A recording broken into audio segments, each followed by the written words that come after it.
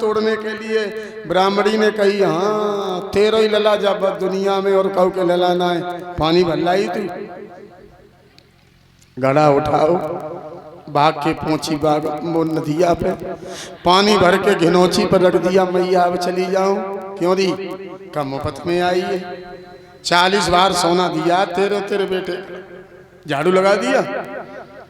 इसे क्या कहेंगे? इसी को कहते हैं पराधीनता। पराधीन सपने सुख नहीं, करे बेचारा देखो जगमाही। पराधीनता हमारे इन बुजुर्गों ने देखी है, जिनकी उम्र 90, 80, 90 साल की है। हमने नहीं देखी, सुना है हमने वो पराधीनता। जिस समय हमारा देश अंग्रेजों के गुलाम था, वो जलियांवाला बाग हमने सुना है और किताबों में पढ़ा है।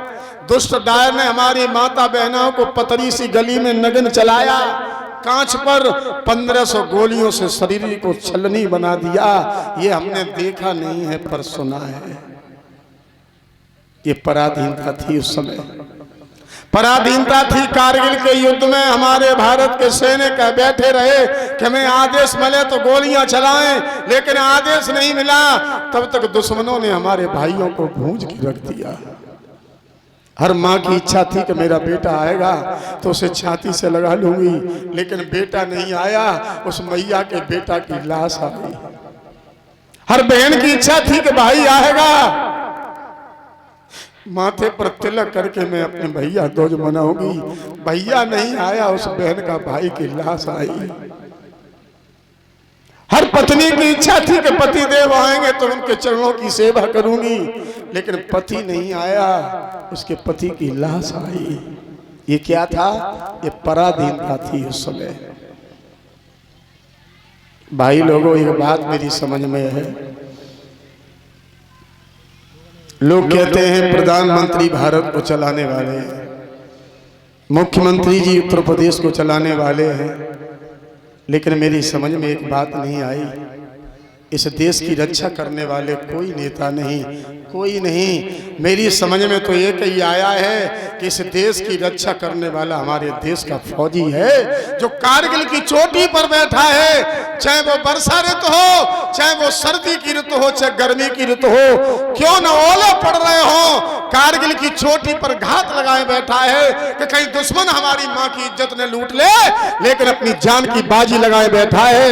हर आदमी अपने घर में आराम से सो रहा है, वो फौजी उस कारगिल की चोटी पर बैठा है। जिनके बच्चे घर पर तड़प रहे हैं कि पापा कब आएंगे, वही फौजी हमारे देश की रक्षा करने वाला है, और कोई दुनिया में रक्षा करने वाला नहीं है। बताइए आप, पत्नी, माँ, बेटा, बहन, भाई आस लगाए कि कब हमारे घर आएंगे फौजी, लेकिन दुश्मन ने घात लगा करके फौजी को 20 गोलियों से भूंज के रख दिया। लिख दिया बड़े अक्षरों में, अमर शहीद हो गए फलाने सिंह। क्या मिला है? देश के लिए उन्होंने अपनी जिंदगी को दांव पर लगा दिया। वही पराधीनता आज रानी को खाए जा रही है। भोजन बना के बोली, वो झाड़ू लगा के बोली मैया अब मैं चली जाऊं, तो कहने लगी क्यों रही तेने भोजन बनाए दो। तो परी अपने लला की, हमें परी अपने पति के व्रत को उद्यापन अगर खंडित हैगो तो मेरी 12 साल चली जाएंगी। सो ये ऑटो लगाई न करी, और ऑटो लगाते ही लगाते मैया के आंसू निकल पड़े। ब्राह्मणी ने कहा जे आंसू पहुँच ले आंसू। सो कहने लगी मैया अब मेरे आंसू नहीं आएंगे, अब मैंने अपने आंसू पहुँच ले, अब मेरे आंसू नहीं आएंगे, लेकिन तुम मुझे आज्ञा दे दो, पता न लला कौन सी हालत में हो। मैं ठाकुर जी को भोग लगाए दो, मुझे आज्ञा दे दो जा, पर जल्दी आइए। हाँ, और जो मैया को आज्ञा मिली सो मैया वहां से भागी, और भागती हुई पहुंची है बाग में। बेटा की लाश पर पछाड़ खा के गिर गई है, और रोए के कहने लगी लाला आरे चैत गर्भ मास में रही, नींद भरी सोई न काया में।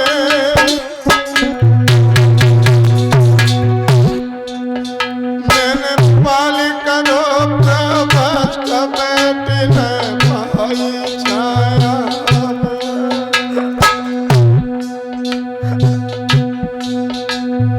हरे राम मुख परमेश्वर रूठे, तीन लोक के नाथ विधाता विदेशन में लूटे। हरे नाथ मेरे कर गई है तंगी, जाका के बीच भूप पे हुक्म करे अरे ललाने का बोल सुनाए दिए, क्या मगन के बीच मात को वीर बनाए दिए।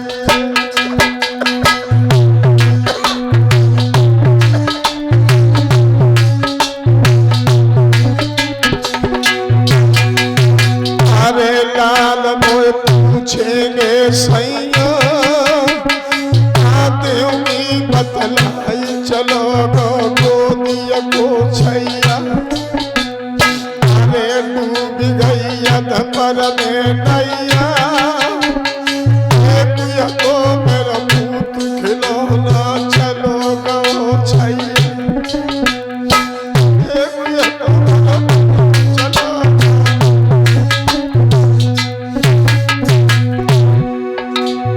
अरे लाल तेरी रोवे दुखियारी,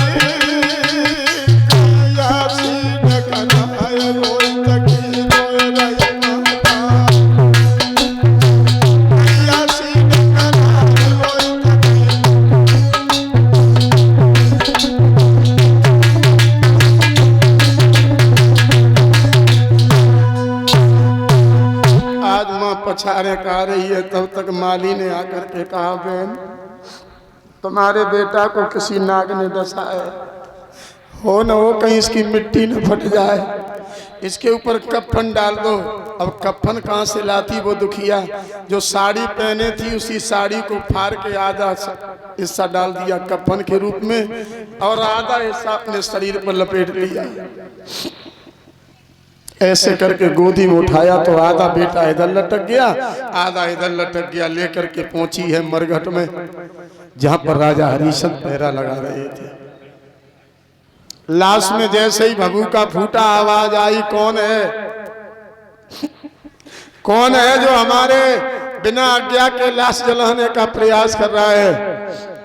बदुखिया ने तो अपने पिया की आवाज पहचान ली। तारा तुम? हाँ। क्यों आई हो? और जो लला पे तक कफन हटाओ, जो लला को देखो हाथ की लाठी कांपने लगी। राजा ये मालूम पड़ा रानी को कि मेरे राजा का धर्म जाने वाला है। सोई कहाँ लगी सैया मेरो धर्म इतना ही हथो कि मैं लला की लाश यहाँ ले आई। अब ये धर्म आपका है, बेटा को दाग लगा देना। आज तक किसी मैया ने अपने बेटा को दाग नहीं लगाया हुआ। और जो धर्म की बात आई सोई राजा का कलेजा पत्थर का हो गया। आवाज लगाई है, करका टका, करका टका दे दो हमें। सुखान लगी पागल हो गए हो तुम, मैं तारा हूं, तुम्हारी रानी, तुम्हारा बेटा है। राजा हंस करके बोले वाह। इस दिन मैं नदिया पर गिड़गिड़ा रहा था, कह रहा था रानी मेरा घड़ा उठवा दे। बादना तू ब्राह्मणी बन गई, मुझे मेहतर बना दिया। और आज तू कह रही है मैं तेरी रानी हूं। नहीं, कोई किसी का नहीं है। रानी कहाँ लगी सैया के सुन रखवारे मरो घट के, मरो घट के। तेरे सुत की लाश आज में आई यहाँ जलाने को, बेटा को दाग लगाने को। राजा हरिश्चंद्र ने कहा तारा धर्म यही मेरे मरघट का, पहले चुका दे कर का टका, टका चुका दे लाश जला दे, मानो मेरे समझाने को। सुन रखवा रखवारे मरुघट के,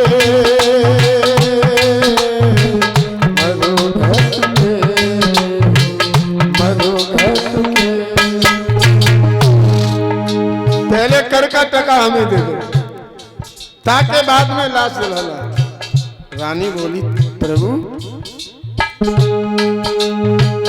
तुम हो राजा मैं हूँ रानी, बेटा किया लाश जला। हो राजा मैं हूँ रानी, बेटा किया लाश जला।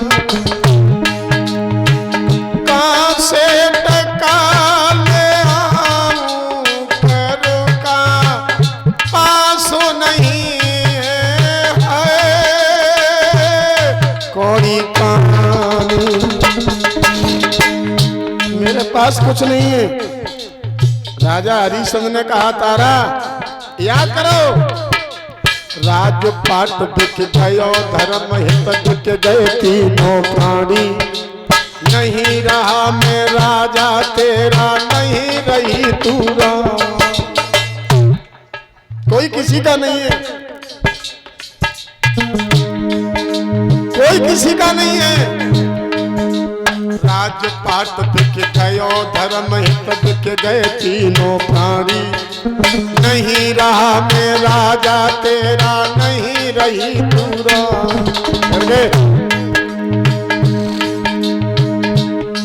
रानी तारा कहने लगी स्वामी जी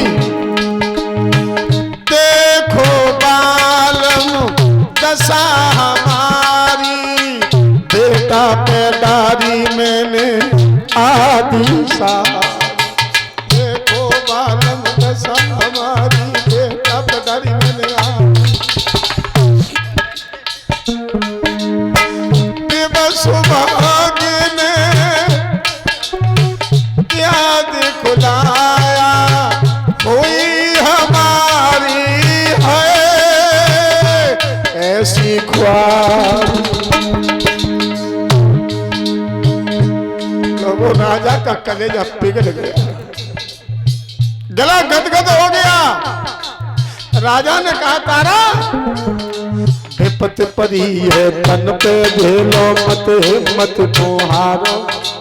विपत परी है तन पे झेलो मत हिम्मत को हारो। ऐसे में हो मेरी रनिया मत तुम धर्म विसारो। कहां से ठका ले हमें कर का क्या होगा समझाने को। लला खुदा को लगाने को धर्म नहीं चुका दे टका चुका दे लाश जला दे। मानो मेरे समझाने को सुन रखवारे मरुघट के, मरुघट के, मरुघट के, मरुघट